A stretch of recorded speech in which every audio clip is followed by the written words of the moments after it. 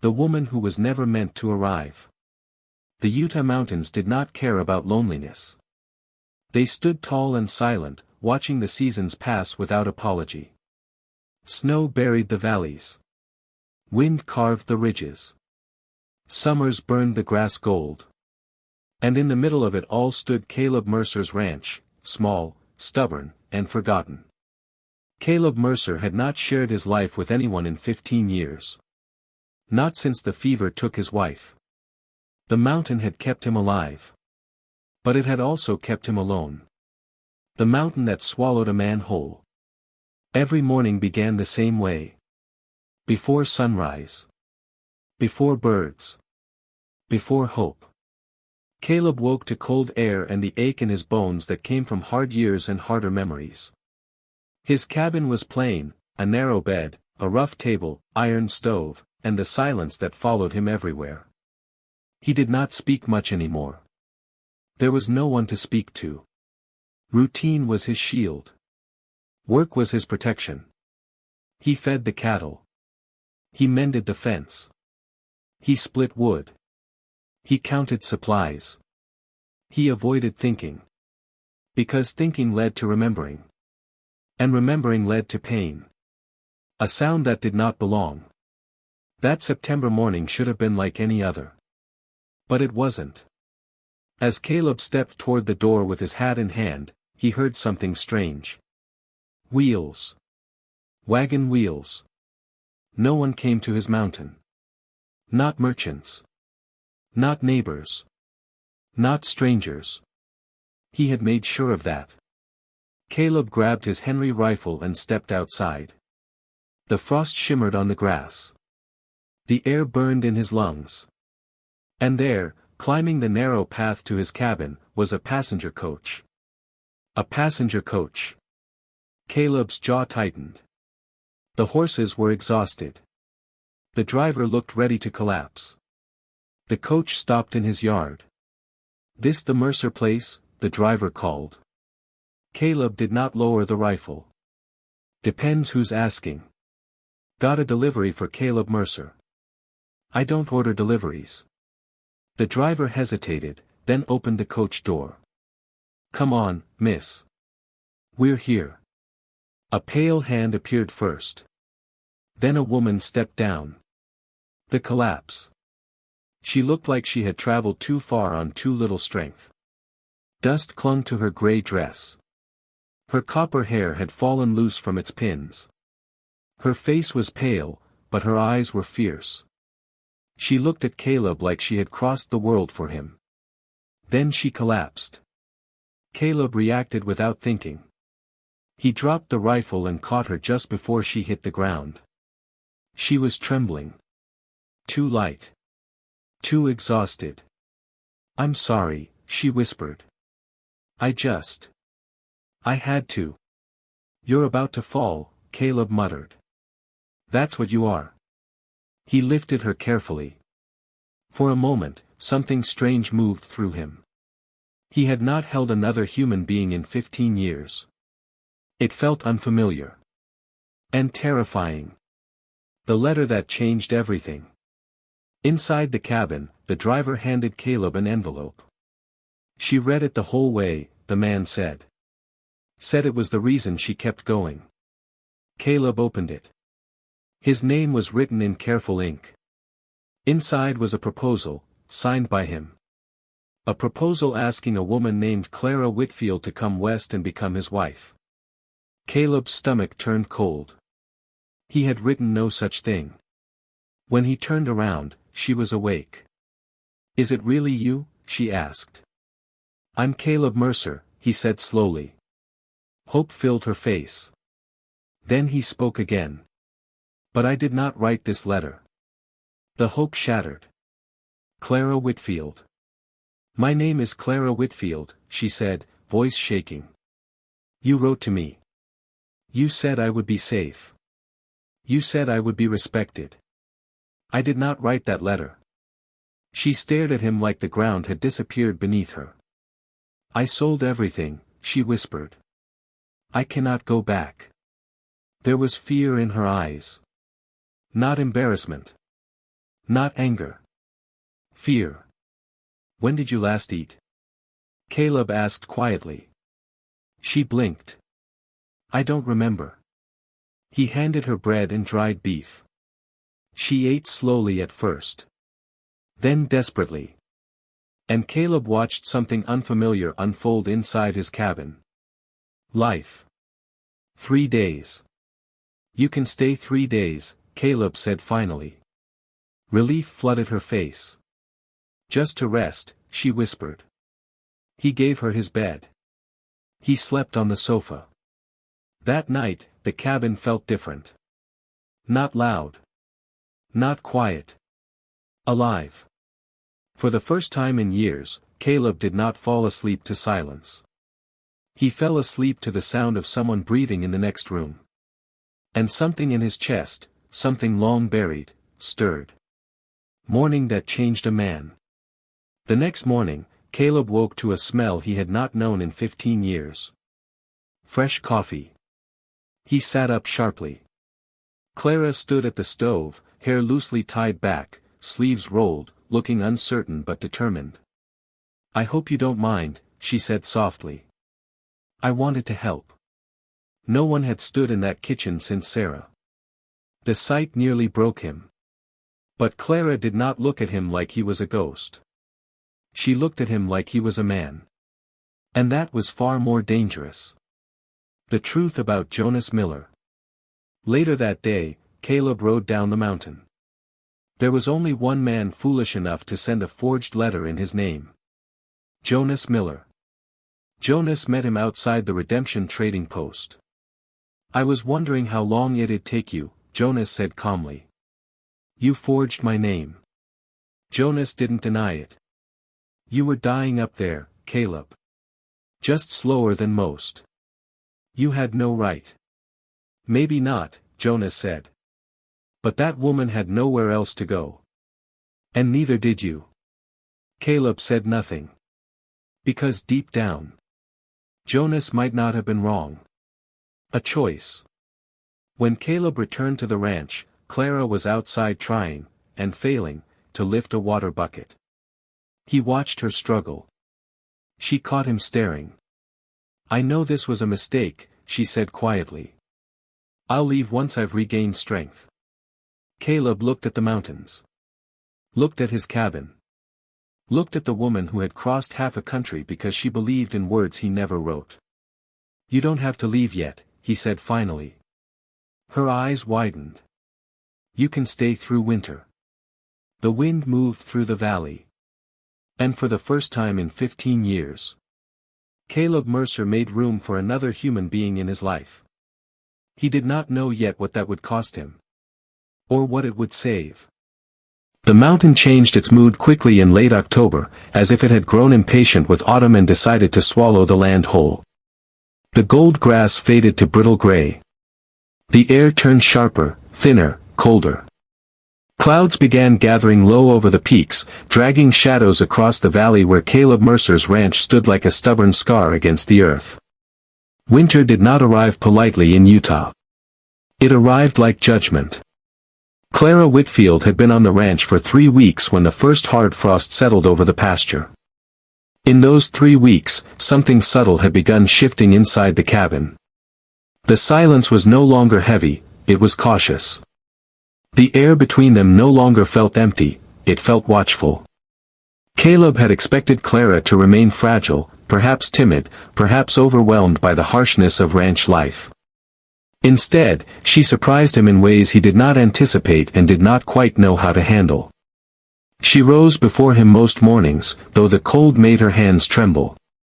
She insisted on learning how to grind coffee beans properly, how to stack wood without wasting space, how to ration flour so it would last through winter. The first time she attempted to carry water from the well alone, she nearly tipped the bucket over herself. Caleb had stepped forward instinctively, catching the handle before it spilled. She had looked up at him, cheeks flushed from effort rather than embarrassment, and said quietly, I will learn. Please do not treat me as if I will break. There had been steel in her voice. Caleb had stepped back without argument. He began noticing other things about her.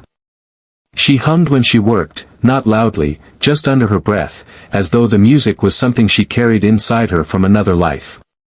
She spoke to the chickens as if they understood her. She repaired a torn curtain using thread from her travel satchel and made it look almost new again. She did not complain about the cold, though he saw her rub her hands together when she thought he wasn't looking. She did not complain about the isolation either, though he sometimes caught her standing outside at dusk, staring at the endless horizon as if measuring what she had given up. Caleb told himself she was temporary. Winter would pass. Roads would reopen. She would leave, perhaps find work in a nearby town, perhaps write to someone else who truly had sent for a bride. He told himself this arrangement was an accident born from someone else's interference.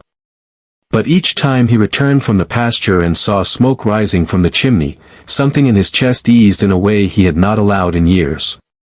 The first real storm arrived without warning. The sky darkened before noon, thick clouds rolling down the mountains like a curtain being drawn.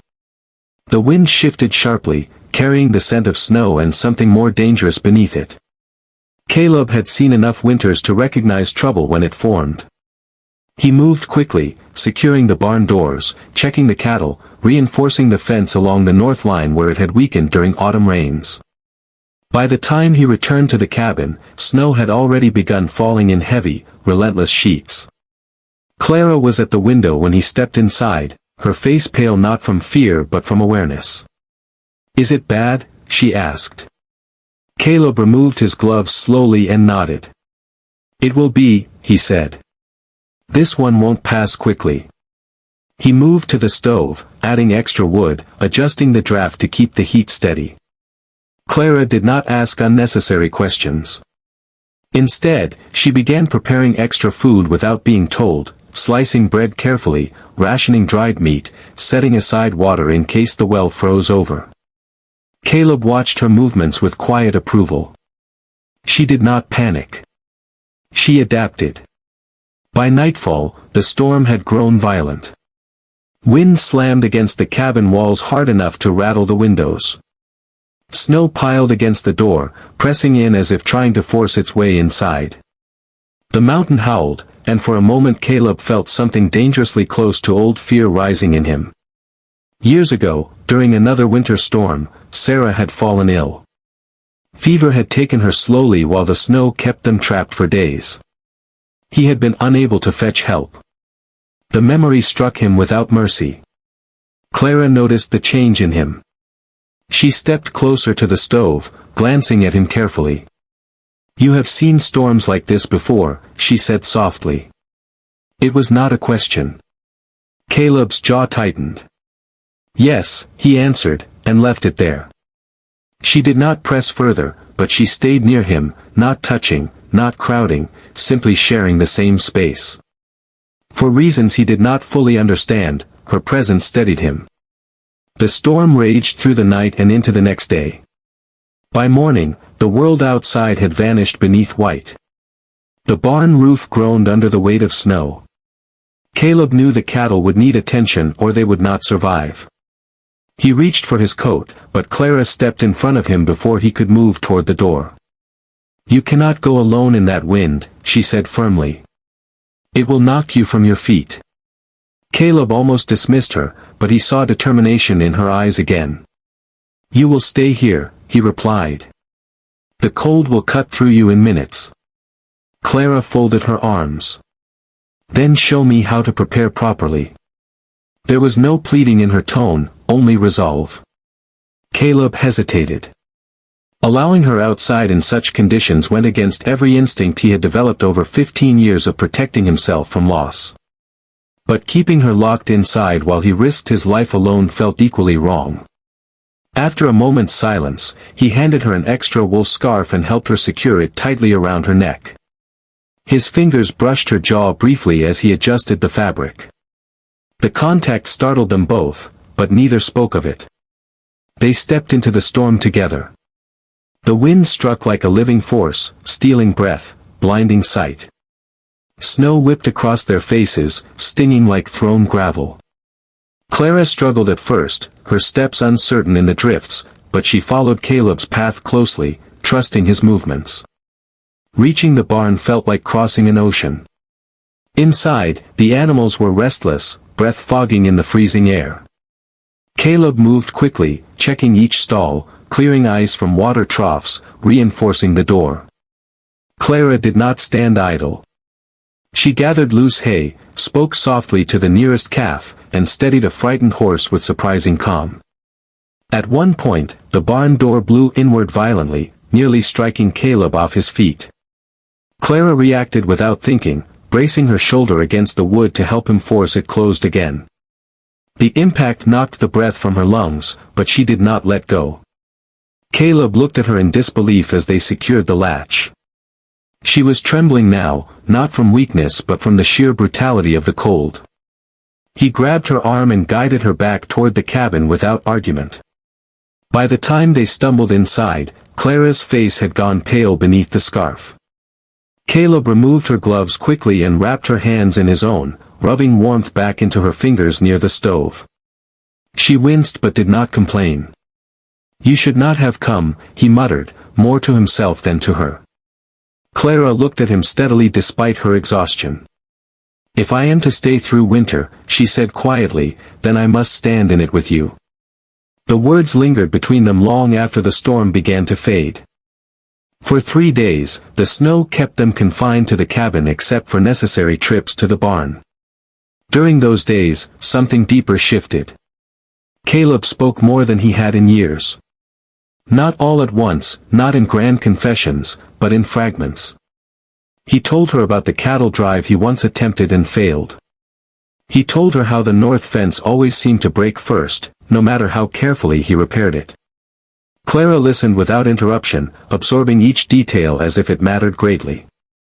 On the second night, while wind still scraped against the walls, she finally asked about his wife. Caleb stiffened, but he did not retreat. "Her name was Sarah," he said slowly. She laughed easily. "The mountain never frightened her." His voice roughened. "The fever came in winter. Roads were closed. I could not bring help. I could only wait." Clara did not offer empty comfort. She did not say it wasn't his fault. Instead, she moved her chair slightly closer and said, "You loved her very much." Caleb nodded once. That was enough. Clara, in turn, began revealing pieces of her own story. Chicago had not been kind to her. After her parents passed, she worked long hours in a textile factory. Wages were small. Opportunities were smaller. A foreman had offered protection in exchange for obedience she refused to give. When she answered the advertisement for a Western husband, she had not been chasing romance, she had been chasing dignity. "Your letter," she admitted softly, "was the first time someone promised respect." Caleb swallowed the weight of that truth. As the storm finally weakened and the sky cleared, sunlight broke across the snow-covered valley in blinding brilliance. The world looked transformed, almost peaceful, as if it had never threatened them at all. Caleb stepped outside and surveyed the damage. The barn had held. The cattle were alive. The fence would need mending again, but it always did. When he turned back toward the cabin, he saw Clara standing in the doorway, wrapped in a shawl, watching him not as a burden or a mistake but as a partner in survival. That was the moment Caleb understood something he had not allowed himself to consider. Clara Whitfield was no fragile delivery sent by error. She was not a misplaced responsibility. She had chosen to remain when she could have demanded to leave. She had stood in the storm. She had faced his silence and not fled from it. The mountain had tested her, and she had not broken. Later that afternoon, as they cleared snow from the path together, Caleb spoke without planning to. "When spring comes," he said carefully, "if you still wish to leave, I will drive you myself to the nearest town." Clara paused, leaning on the shovel, and studied him thoughtfully. "And if I do not wish to leave?" she asked. Caleb met her gaze. The air between them felt different now, no longer uncertain but quietly hopeful. "Then," he replied, "we will speak of what comes next." For the first time in 15 years, Caleb Mercer did not see winter as something to endure alone. He saw it as something survived together. And somewhere beneath the snow, beneath the grief, beneath the years of self-imposed exile, a small and steady warmth had begun to grow again. Winter does not loosen its grip easily in the mountains, but when it does, it leaves behind a silence that feels almost sacred. By late March, the heavy snow that had buried Caleb Mercer's ranch began to recede. Patches of earth emerged slowly, dark and soaked, as though the land itself had survived something difficult and was not yet certain it had endured it fully. The air carried a different scent now, damp soil, thawing wood, possibility. Caleb noticed the change before Clara did. He had lived on this mountain long enough to feel its moods shift beneath his boots. The wind no longer cut as sharply across his face. The cattle moved more freely in the pasture. Icicles that once clung stubbornly to the cabin roof had melted into quiet streams that ran toward the valley. It should have felt like relief. Instead, it felt like a reckoning. Because spring meant roads reopening. And roads reopening meant choices could no longer be delayed. Clara had stayed through the worst of winter without complaint. She had learned how to repair harness straps with steady hands. She had memorized the sound of each animal in the barn, knowing when one was restless or ill. She had reorganized the small pantry so carefully that Caleb could find flour in the dark. She had not once asked again about leaving. Yet Caleb knew that silence did not mean certainty. It meant she was waiting. One evening, as the sky burned pink behind the peaks, Clara stood at the fence watching two calves stumble awkwardly across the damp grass. Caleb approached quietly, leaning against the wooden post beside her. For several moments, they said nothing. The calves' uncertain steps mirrored something unspoken between them. "The road will be clear within a week," Caleb said finally. His voice was steady, but the words felt heavier than he expected. Clara did not look at him immediately. Her gaze remained on the valley stretching far below. "Yes," she replied softly. "It will." There it was, the truth neither had fully faced. Caleb had promised her a ride to town once spring arrived if she wished it. He was not a man who broke promises. But as he stood there beside her, he felt something tightening in his chest at the thought of watching her walk away down that narrow mountain path. He had survived alone before. He could do so again. Yet the idea no longer felt like strength. It felt like surrender. Clara finally turned toward him. Her green eyes, once filled with exhaustion and fear, now held something steadier. "Do you want me to go?" she asked. The question was simple, but it carried months of unspoken emotion. Caleb hesitated. Honesty had never frightened him when it came to weather or cattle or hardship. But honesty about the heart felt far more dangerous. "I do not want you to leave," he said at last, his voice rough but unwavering. "But I will not keep you here if this mountain feels like a prison." Clara's lips trembled slightly, though she kept her composure.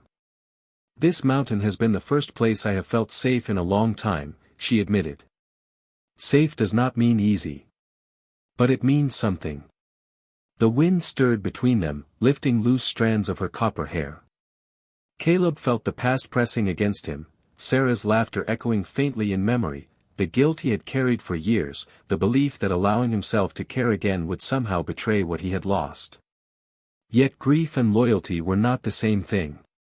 He was beginning to understand that. Before either could speak further, the distant sound of hooves interrupted the moment.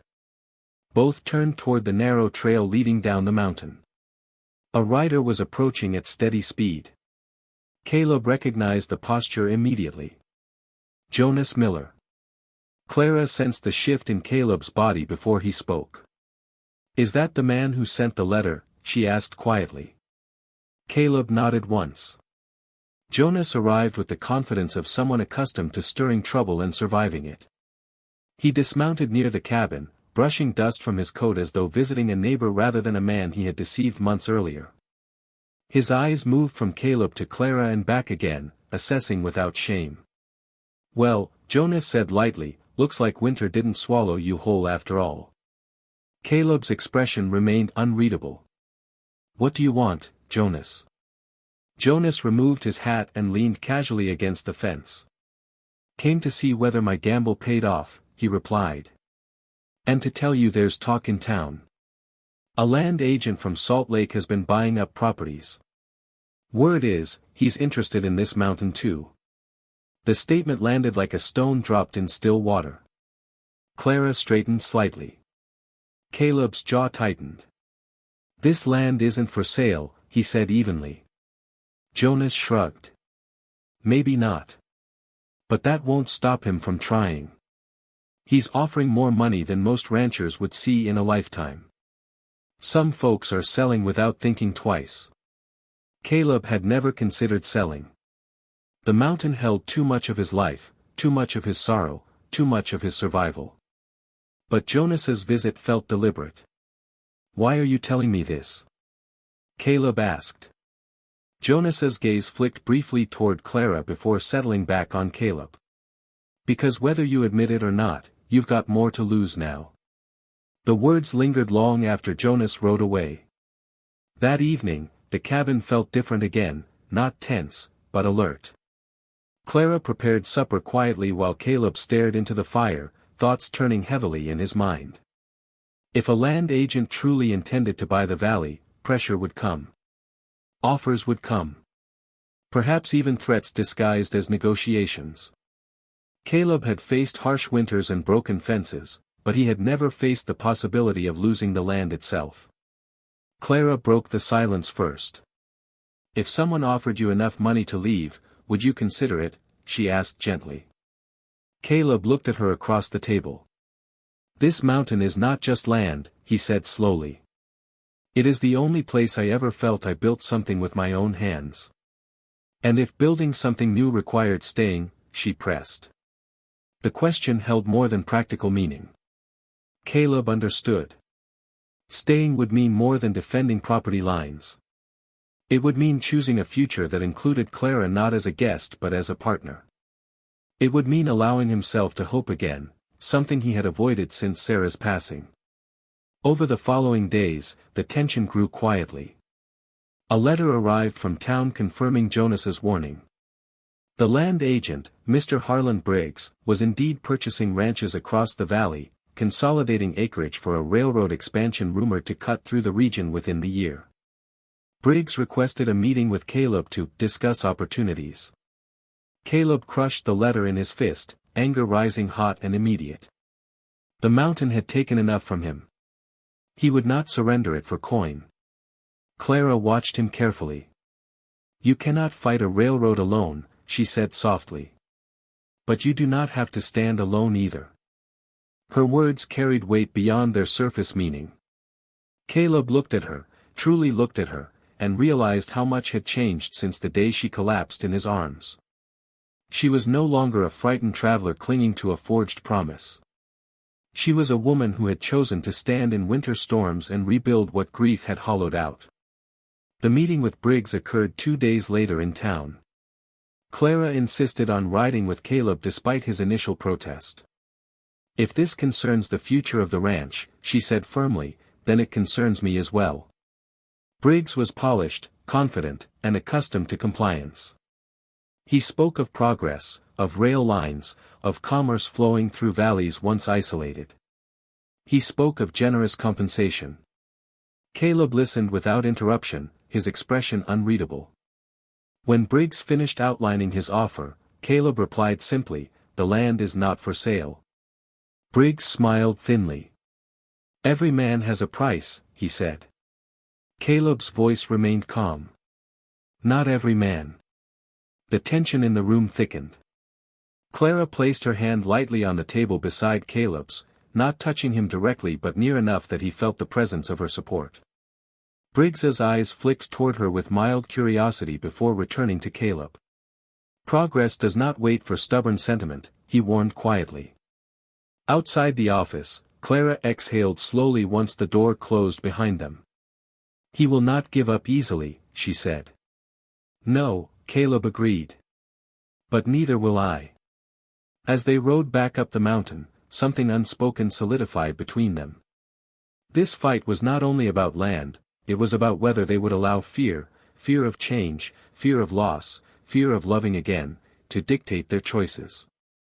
That night, under a sky streaked with stars, Caleb stood outside the cabin long after Clara had gone in. He thought of Sarah and the years of silence that followed her passing. He thought of Clara arriving with a forged letter and stubborn hope. He thought of Briggs's warning and the uncertain future pressing toward them like an approaching train. When he finally stepped inside, Clara looked up from the small lamp she had lit on the table. The room glowed warmly around her.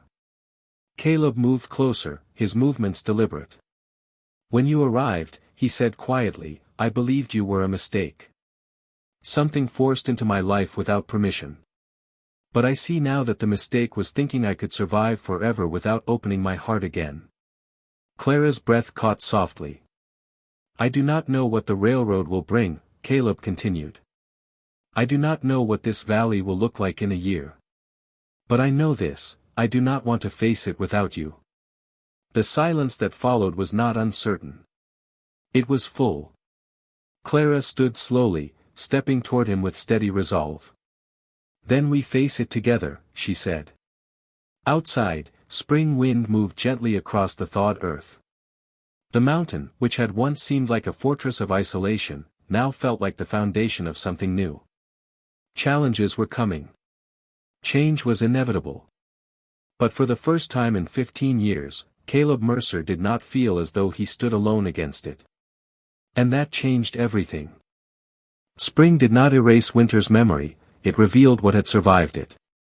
The snow melted fully by mid-April, exposing fences bent under weight, patches of trampled pasture, and barn boards warped by months of freezing wind. Caleb Mercer walked the perimeter of his land each morning with renewed vigilance, studying the earth the way a man studies an old scar, carefully, respectfully, aware that strength and damage can exist side by side. Clara often walked beside him now, her steps confident on uneven ground, her presence no longer temporary but woven quietly into the rhythm of ranch life. The valley, however, had begun to stir with something unfamiliar. Rumors moved faster than wind through neighboring settlements. Surveyors had been spotted measuring land boundaries. Strangers rode through town asking questions about property lines. The railroad expansion, once a distant possibility, was beginning to take shape as something real and unstoppable. Caleb understood progress in theory, he had seen how new roads shortened distance and new tools made labor easier. But this kind of progress felt different. It did not ask permission. It simply arrived and expected compliance. One afternoon, while repairing a section of fence along the northern ridge, Caleb noticed dust rising along the lower road. Two riders approached steadily, their posture upright, deliberate. Clara, who was carrying fresh water toward the cattle, paused when she saw them as well. Caleb wiped his hands on his trousers and waited near the gate, jaw set. Harlan Briggs dismounted first, polished boots touching ranch dirt with visible reluctance. A second man remained on horseback, younger, sharper-eyed, clearly accustomed to enforcing decisions rather than negotiating them. Briggs offered a thin smile. "Mr. Mercer," he began smoothly, "I hoped we might speak again under more agreeable circumstances." Caleb did not return the smile. "You've already heard my answer." Briggs clasped his hands behind his back, surveying the land with calculated appreciation. "Answers can change," he replied. "Especially when the future presents itself so clearly. The rail line will pass through this valley. Whether you sell or not, your isolation is ending." Clara stepped closer to Caleb's side, her presence steady but unassuming. Briggs's gaze shifted briefly toward her before returning to Caleb. "You are sitting on an opportunity most men would beg for," he continued. "Money enough to secure comfort for the rest of your life. Why cling to stubborn sentiment?" Caleb felt anger rise but forced it back into discipline. "This land is not stubborn sentiment," he said evenly. "It is work. It is history. It is where my wife is buried."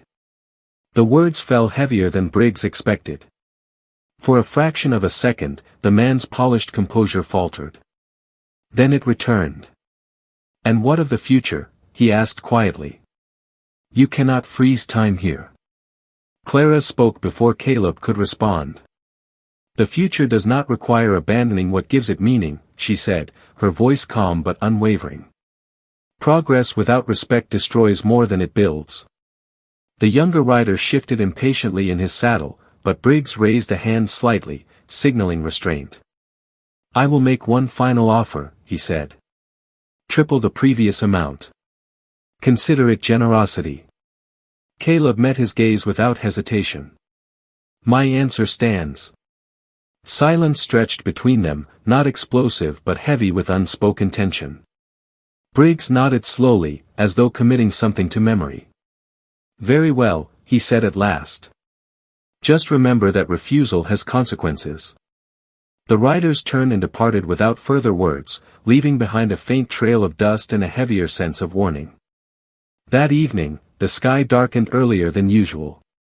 Caleb stood outside long after the sun dipped below the ridge, watching the valley below flicker with distant lantern light from neighboring ranches. Clara joined him quietly, wrapping a shawl around her shoulders against the cool air. Neither spoke immediately. The confrontation with Briggs had not been dramatic, but it had been clear: pressure would follow. "You know he will not stop," Clara said softly. "I know," Caleb answered. "Are you afraid?" she asked gently. He considered the question honestly. "I am not afraid of losing land," he said. "I am afraid of losing what it has begun to mean again." Clara turned toward him fully, her expression illuminated by fading twilight. "Then we fight for it," she said. "Not with anger. With resolve." The following days tested that resolve more than Caleb anticipated. Survey stakes appeared along the valley road without permission. A neighboring rancher, tempted by Briggs's offer, agreed to sell. The sound of strangers moving through once quiet land unsettled the cattle and stirred old defensive instincts in Caleb's chest.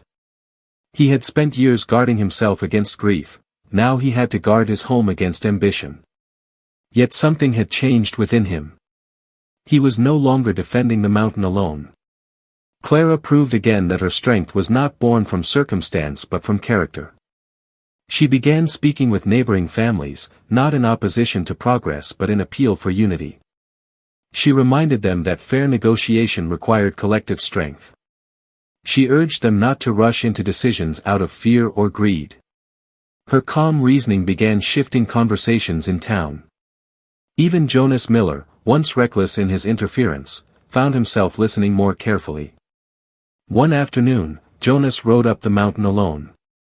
Caleb met him near the barn, wary but no longer hostile in the same way.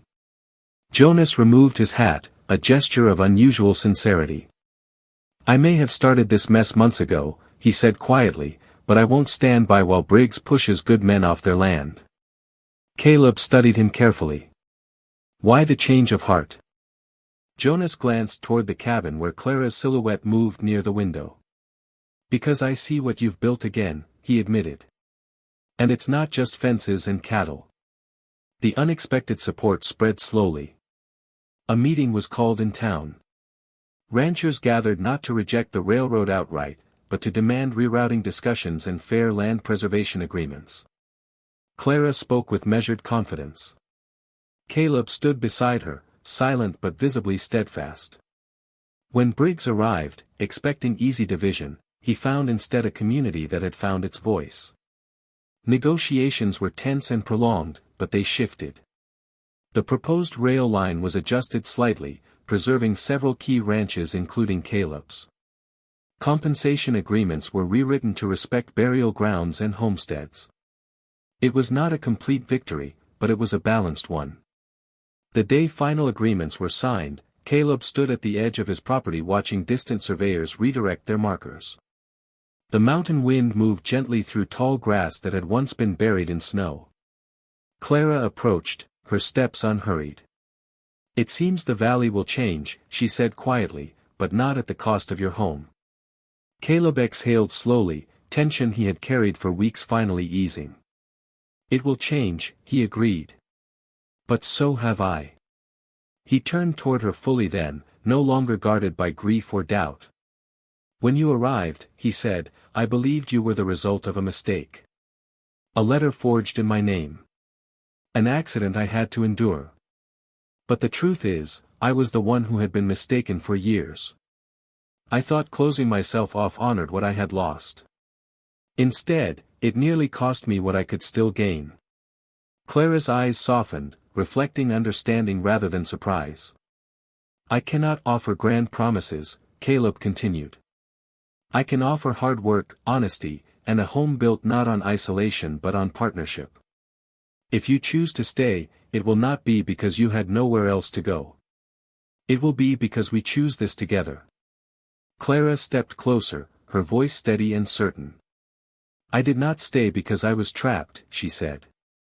I stayed because I saw a man worth standing beside. The simplicity of the moment carried more weight than any dramatic declaration. Caleb reached for her hand, not out of desperation, not out of fear, but out of deliberate choice. 15 years earlier, grief had closed his world. Now, hope reopened it. Months later, when summer light stretched long across the valley and the first distant whistle of a completed rail line echoed faintly through the mountains, Caleb stood beside Clara outside the cabin. The sound did not feel like intrusion anymore. It felt like evidence that the world could expand without destroying what mattered. The ranch remained. The mountain remained. And within that steadfast landscape, something new had taken root, not forged by deception, not forced by circumstance, but chosen through resilience. Caleb Mercer had once believed loneliness was strength. He had learned instead that strength was allowing oneself to begin again. And as he looked across the land that had tested him through grief, winter, and uncertainty, he understood that the greatest redemption had not been saving the ranch. It had been saving his own heart. The mountain no longer stood as a monument to isolation. It stood as proof that even the most hardened ground can soften when given patience, courage, and the willingness to welcome unexpected grace. And in that truth, Caleb finally found peace.